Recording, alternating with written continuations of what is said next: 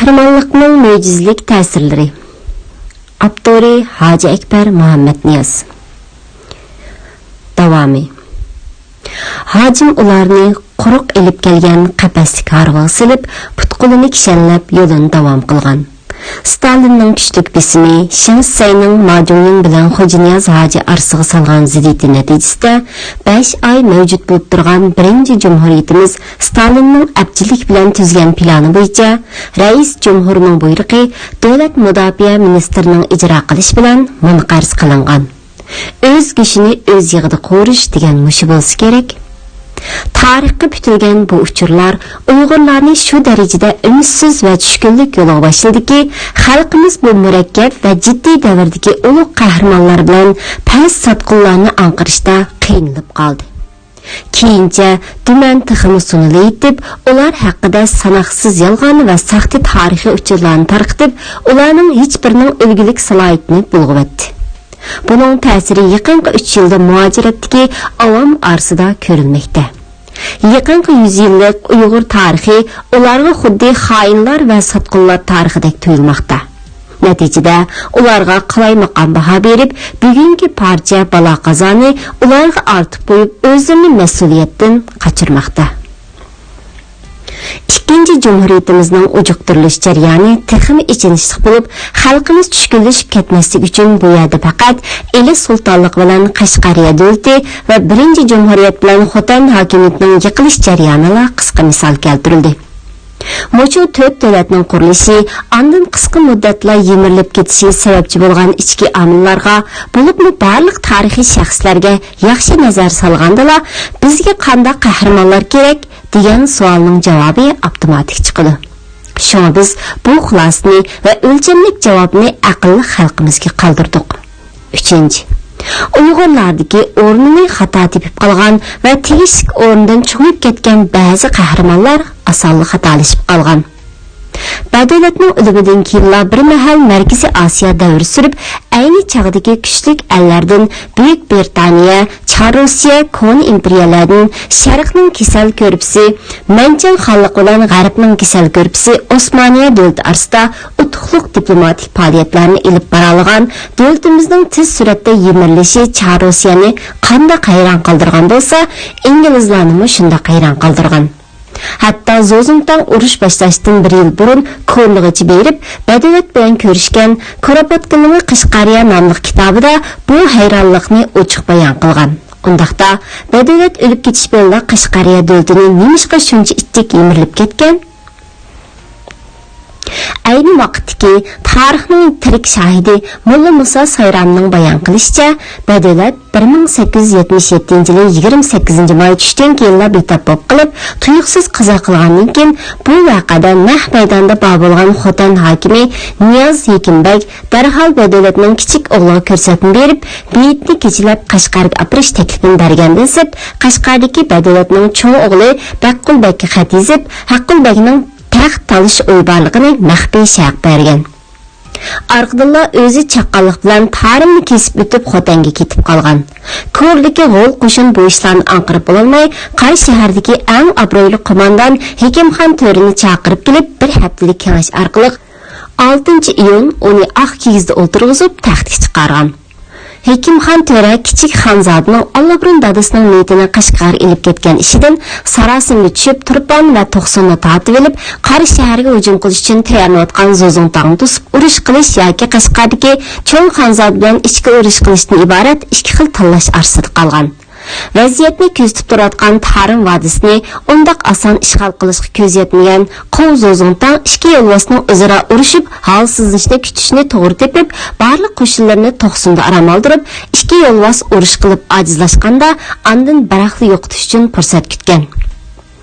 Qashqardagi Baqqulbek yaqin amaldori Niyoz Yekimbekning ogohlantirishi tufayli Qashqarga yetib kelgan inisini so'rab boqmayla yo'l ustida qaslab o'ltirib, andin dadasini vasiyati bo'yicha Afaq xo'ja mozoriga dafn qilgandan keyin o'zini amir deb jakarlab Hekimxon To'rini itoat qilishga da'vat qilgan.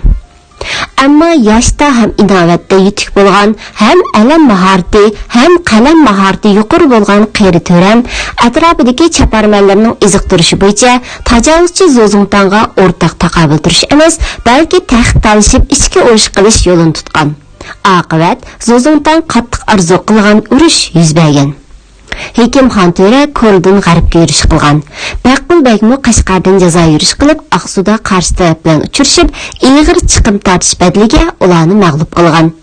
Hekimxon To'ra yengilganiga tan berib, qonli qo'shinlarni boshlab, Uchturpanning badal davoni orqali Charusiya ishg'olidagi Qo'qonga qochib ketgan.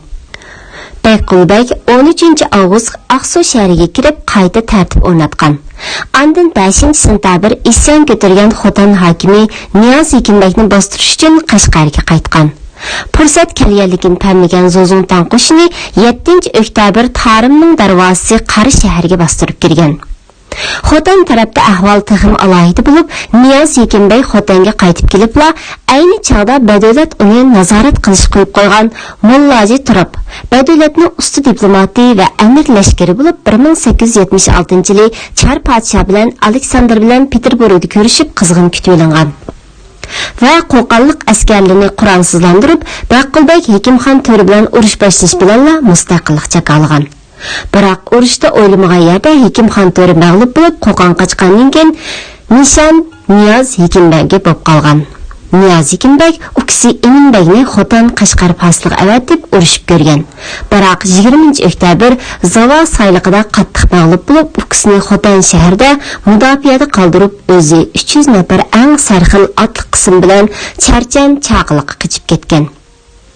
Baqulbek 21-oktyabr Xotan shahriga kirib, Xotan viloyatini qaytadan tinchitib, eng sarxil qo'shinlaridan tanlab turg'izib, Qashqarga qaytib ketib, yo'l ustida Zozongtangning Aqsuni ishg'ol qilib, Qashqarga chin bilayotganligini anglagan. U Qashqarga kelganda Badolat vaqtida musulmon bo'lib, jonini saqlab qolgan Xitoy chiriklarining isyon ko'tarib, yangi shahar qalasini egib olganligidan xabar topgan. Biroq u qalani elish bilan band bo'layotganda Zozongtang qo'shini Qashqarga yiqilib qolgan edi. Baqulbek kurash o'tkazib Xitoylarga qarshi adoqchi jang qilish yoki Qo'qon qochib ketishni munozir qilgan. Bir qism tayyortab va janbaqti Qo'qonlik harbiy va mulkiy amaldorlar Zozongtangning kuchli ekanligini, o'zining holsirab ketganligini pash qilib qochishni tashabbus qilgan. Yana bir qism vijdonlik mo'tvarlar qiyin chog'da beshin silgan va sig'dirgan Uyg'ur xalq bilan halovatda birga bo'lgandek jafodimi birga bo'lishni tanlab olgan. Amir Baqulbek 17-noyabr Xitoylar bilan Payzvatda urushib ko'rgan. Biroq ig'ir talafotga uchrab chekinib ketgan. 17-dekabr Xitoylar Qashqarga oxirgi hujumni qo'zg'agan. Baqulbek qirg'in qilishdan qo'rqqan avomni boshlab Qashqarni tashlab Qo'qon qochib ketgan. G'ururlik azimatlar Qashqardan Xotanga chekinib, oxirgi hal qilg'ich urushda tayyorlik qilgan. Xitoylar 24-dekabr Yangsani, 28-dekabr Yakanni ishg'ol qilgan. Baqulbek to'lg'ay yeri Peskentga ketgan. Tungan Bayanxumu Narin ko'rigidan o'tib Qo'qonga o'tib ketgan. Molla Musa Sayramining ma'lumotlariga qaraganda 1878-yil yanvarda Xotandagi eng oxirgi hal qilg'ich urushda Badolatning cho'ng pishqadam sarkarlaridan 90 dan oshiq qo'mondan shahid bo'lgan. Ular bilan bir safda urush qilgan tumanlagan Uyg'urlarning qonlari Xotanga to'kilib, Shahidani Xotan degan nomni yana bir qitim yangilagan. Bu qitim Qashqar va Xotandan 7450 odam tutqun qilingan bo'lib, 1166 kishini Badolatga asir bo'lgan degan bahona bilan qirib tashlab, Qo'qonliklarni qovlab chiqargan.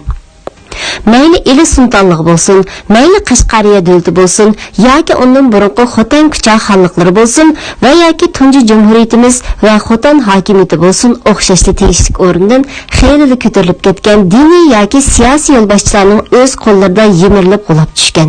Chunki ichki omil har vaqt tashqi omildan muhim o'rinda turdi. 4. Tegishli o'rindan ko'tarilgan va eng ashaddiy dushmani bilan ittifoq tuzgan Xo'ja Niyozoji. Biz o'tgan asrda shunchalik aksirab ham gangrab yurdik. Tungan Madotay bilan Matitayga musulmon podshoda to'liq bo'ysundik, ammo uning ustida Xitoy yangilishin bor edi. 19-asrda bo'lsa, Xo'ja Valixon To'ra Qashqarda xalqimizning bishida kalla munor yassa, yana mayli dedik. U manjolar kelganda Qo'qon qochib ketdi, ammo kelgulik yanada xalqimizga keldi. Bizning 1830 yildan 1930 yilgacha bo'lgan tariximiz va milliy psixikamizdagi yiroqdagi mollam, cho'ng mollam, yaqindagi mollam, yo'q mollam deydigan aksarash xohishni yaxshi tushungan Yanzinshin temir xalqini yo'qotgan taktikini qayta ishga solib, xalqimizning sodda va tuz diniy hissiyotidan foydalanib, ikki ma'famillik tungan bilanla bizni 17 yil qo'ydek idora qila oldi. Zozuntan islasidan keyin ularning faraz qilgandek 50 yillik atalmish jimjitlik 33 yilga bormay yo'q bo'ldi. Gerçi 1907-yili torpaq yig'iligi bostirilgan bo'lsa-mu, biroq 1912-yili fevralda Qo'molda Temir xalqi boshchiligida zulm qarshi qo'zg'olon ko'tarilib, Urumchidagi oxirgi manching amaldori Yuan Dahu mag'lub bo'lib, Badar Xitoyga tikib etgan. O'rniga general bo'lgan Yang Zingshin darhol Temir xalqining eng ojiz nuqtasi bo'lgan sadirligi va ixlosmand samimiy musulmonligidan foydalanib, uni Tungan Li Shufeng Qur'on tutib qasam qilish bilan osonlik qiltaqqa tushirib, Urumchiga apiribla 1913-yili sentabrda o'ldirdi. Uning qo'shinimi yurtiga qaytish yo'lida Bukturmida turgan dushman tarafidan qirib tashlandi. Avam qahramon deb tanigan Temir xalqi faqat zulm qarshi turish uchun kurash qilgandan so'ng aniq nishoni taltiks mustaqillik ideyasi plani faqat yo'q bo'lg'achqa hokimiyatning zodi kimning qo'lida bo'lish bilan ancha hisoblashib o'tirmagan. Undan so'ng diniy e'tiqodiga bo'lgan cheksiz sadoqati sababli musulmonlik to'ni o'rni olgan dushman do'st deb qarab qilib o'zini qo'shinlarini halok qilgan. Ayni chog'da ashu Qur'on tutib qasam berish so'rindan g'azab bilan qaytib ketgan Xo'ja Niyoz hojimi oradan 20 yil o'tganda o'xshash xatolikni takrorlab qo'ygan. Hojimning sadda tuz va kaj mijozi bilan bandit Majnunning qov nayrangvoz o'zgarishchan mijozi faqat kelisholmagan. Shu uning hili jimsar vaqasi sababli Majnun bilan ado judo bo'lib, Shin Say bilan 1933-yil 4-iyun jimsar bitimi tuzishi Tunganlarning nurg'un Uyg'ur yoshlariga hojim haqida musulmonga dushman bo'lib, kafir Shinsayning do'sti bo'ldi deb diniy tashviqot ilib berish natijasida Turpan Qumul Uyg'urlardan sanoqsiz yoshlar uning sepiga qo'shilib ketgan. Majnunni o'zi chaqirib chiqib samirtib qo'yib, ondan aplab foydalanolmagan va tizginlayolmagan Uyg'urlar har tarafdan talafot tortgan. Yama yeri bu Tunganlardan Stalin foydalanib Qashqardagi jumhuriyatni yig'ishtirgan. Keyincha Stalin ularni yanama tizginlab Turkiya Cumhuriyeti cho'nlig'idagi Xotan Islom hukumati tavasini ularga 3 yil tashlab berib, eng sarxil Uyg'ur milliy mustaqillik kuchlarini yo'qotgandan so'ng kelgusida Yaponiya quruqlik armiyasida o'qigan Shinsay vafosizlik qilsa, qarshi urush qilish uchun saqlab qolgan. Bu jarayonda Uyg'ur xalqi qahramonimiz, yo'lboshchimiz deb qaragan mutvalarning ba'zilari haqiqiy o'rnini zodil topolmagan. Ba'zilari tegishli o'rnidan xeyli yuqori ko'tarilgan. Bo'lg'achqa tunji qatimliq umumyuzlik milliy mustaqillik inqilobi fajialik mag'lub bo'lgan.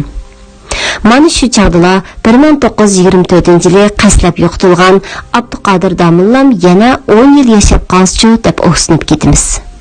300 yillab jaholatga patgan Uyg'ur xalqini qaytadan tarixdagi saltanatlik davrlariga qaytarishdan iborat zo'r nishon uchun bel bog'lagan Domillam Abdullah xalqni qayta uyg'otish bosqichini tamomlab, qarshilik bosqichiga kirgan hamon barliq dushmanlar birlashib yo'q qilishdi. 1999-yili 8-oyda Qumul shahrining Sharq O'stan rayoni Yuqori Aqyar kentida o'ltirishda Xo'ja Niyoz hojining adjutanti Yunus Mullam qizi Razixon Ayxon deb atildi. 2004-yili 12-oyning 22-kuni chorshanba 82 yoshida Yuqori Aqyar kentida vafot bo'lgan. Ana bilan suhbatlashgan Abdumit Abdullaga Razixon ana mundaq degan ekan: Dadam Shinsay turmusdan chiqib Qumulga qaytib kelgandan keyin G'olirik mahallidagi jamoatlar ham oqshimiy xubdan namozdan keyin bizning uyga yig'ilib dadam bilan suhbatlashadi. Men uchoqqa o't qalab o'tirib dadamning jamoatga qilgan gap so'zlarini berilib anglaydim. Bir oqshimi dadam jamoatga mundaq bir voqeani so'zlab berdi. Xo'ja Niyoz hoji Shinjang o'lkalik hukumatining muavin raisi bo'lib turgan kunlarda bir kuni Qo'muldagi yo'lbosdan bir parcha xat chiqqanligini, xatni hojining ishxonasiga elib kirib o'qib berganligini, yo'lvoz xatida hojini Urumchida turmasdan Qashqarga berib Mahmud Mo'yti bilan birga turishni, u yerda 4 pullik askarning borligini yoki bo'lmasa Qumul qaytib kelib o'z bilan birga turishni, Qumulda o'zining qo'lida 1 pullik askar borligini, yomon kunda askarning asqatadiganligini, Urumchida askar yo'q qo'mondan bo'lmasligini, u yerda davomli turaversa oqibat yaxshi bo'lmaydiganligi qatorliq mazmunlar yozilgan ekan. Hoji xatning mazmunidan xabar topgandan keyin yo'lvosni ayblab, qo'rqinchoq to'xo yurak. Uning yuragi taxi joyida emaskan. Meni necha yuz rus soldatlari qo'g'davsa, mang chiqildigan kimkan? Yunus mollam bu xatni Shingdobanga topshirib beringizlar, debdi. Dadam, "Hoji aka, xat yinimizda qolsa bo'lmamdi?" degan ekan. Hoji, "Gapni oz qiling. Biz Shingdoban bilan ittifoq tuzdik. Şuna onundan sır tutsak bo'lmaydi" deb yo'lvosdan kelgan xatni Shansega avatib beribdi. Keyin yo'lvosdan ikkinchi qitim xat chiqibdi. Dadam xatni yana hojining ishxonasiga olib kirib, "Hoji aka, yo'lvos begimdan yana xat chiqibdi" degandan keyin hoji o'qing debdi. Dadam konvertni og'zini ichib xatni o'qibdi. Yo'lvos bu qitim xatida hojiga ochiqlab va tillab, "Tog'chi, hay tog'chi, aqli keyniga o'tib qolgan tog'chi. Men sana ağırlanıp yaman kunda qalmasın, hayatыңga xavf yetmesin deb yozgan xatni Shingdobanga topshirib bersan." Yunus mollamning farzandlari deb berishcha yo'lvosning Şinjan o'lkalik hukumatining ishonchlik odam bor bo'ldi. Urumchidagi ishlardan dal vaqtda to'g'ri xabardor bo'lib turdi ekan. "Shingdoban sening dadangmidi? Sen yana meni qo'rqinchoq to'xo yurak deb ayblabsan. Men to'xo yurak qo'rqinchoqmi yoki sen qahramon boturmi? Keyin ko'ramiz. Sana nasihat qilgan og'zimni tamom surksamchi? Xat yozgan qo'limni chiqmassamchi? Bu qadimgi xatni Shingdobanga topshirib bersang bo'ladi. Endi sening bilan karim yo'q. Bundan keyingi ishlarga men javobgar emas. Men o'zimning o'tash tegishli burchimni ado qilib bo'ldim. Mingvatgan yo'ling to'g'ri bo'lsa, rahatini ko'rarsan, xato bo'lsa, dardini tortasan. Xayri xo'sh hoji, seni Xudoga omonat deb xatni oxirlashtirgan ekan. Dadam xatni o'qib bo'lib, "Hoji aka, o'tganda yo'lvos begimdan chiqqan xatni o'zimizni bilib qolaylik desam, unimidingiz. Bu qatim yo'lvos begim sizdan qattiq og'rinibdi" deyishiga, "Hoji, bo'ldi so'zlamang" deb ikki qo'lini bo'yniga gira qilib silib, yerga qarab, biroz ichini tanshab o'tirib ketibdi. Chunki hoji ilgari yeniklik va soddilik qilib qo'yganligiga qattiq pushaymon qilgan ekan. Yo'lvosning nevrisi Nasirbek mundaq degan edi: "Xo'janiyaz hoji Şinjan o'lkalik hukumatining muavin rais bo'lib turgan kunlarda bovam yo'lvos Qumulning hokimi edi. Bir qitim men bovamning ishxonasiga kirsam, u Xo'janiyaz hoji bilan telefonda so'zlashayotgan ekan. Bovam hojiga: "Hoji, siz Urumchida turmay darhol Qashqarga Mahmud Mo'yitning yoniga keting. Uning qo'lida 4 pollik askar bor. Qashqarga berishni xohlamasangiz, Qubulga qaytib keling. Mening qo'limda 1 pollik askar bor. Beşimizga kun kelganda askar bizni qo'g'daydi" deb taklif bergan bo'lsa-mu, hoji buvamning taklifini qabul qilmadi. Buvamning bizga deb berishcha, buvam ilgari hojiga yuqorqidek bir qitim telefonda taklif bergan ekan. Biroq hoji buvamni "Qo'rqinchoq, to'xo yurak, Urumchiga chiqishga jur'at qila olmading. Meni hozir yuzlagan o'ris soldatlari qo'g'davsa, kim mening bir talmoyimni tiyalaydi" debdi. Shuning bilan buvam hoji bilan mushu qitim ko'rishganda, "Hoji, endi bundan keyingi ishlarni o'zingiz biling. Navbat bishingizga kun kelib yomon kunda qolsangiz, buningga men javobgar emas. Siz hamon bir kuni Shinsayning qurbonlik mili bo'lib ketmasangiz, men yo'lvos deya ismimni yetkazman" deb telefonni qo'yibdi. Keyingi ishlar dal buvamning degandek bo'ldi. Haqiqiy qahramon bilim va adabga qaraganda ulug'vor g'oyaga moyil keldi. Faqat uning g'oyasi uni yo'lboshchi bo'lish qimmatiga ega qiladi. Yo'lboshning tipki birdan-bir aloyligi g'oyaga ega bo'lish. Mustaqil ulug'vor g'oyalar uni kurash davomida ezib ketishdan saqlay oladi. O'rnini topolmagan odam osonlik xatolik o'tkazib qo'ydi. Bu nuqtani har ikki jumhuriyatning munqarz bo'lish tarixini va ajallik xatolik o'tkazib qo'ygan rahbarlarning tarixini pishiq bilganlar osonda his qila oladi. Xo'janiyaz hojim faqat bir misol, ya'ni kelib tipik Uyg'ur mijozlik sodda qalaq rahbari. Talay rahbarlar dal shundoq soddalik va yot kuchlarga o'zining odamlaridan dakrak ishinib ketganlik tufayli ichinish holda badan to'lgandan sib xalqmi g'oyat zo'r badal to'lab kelgan.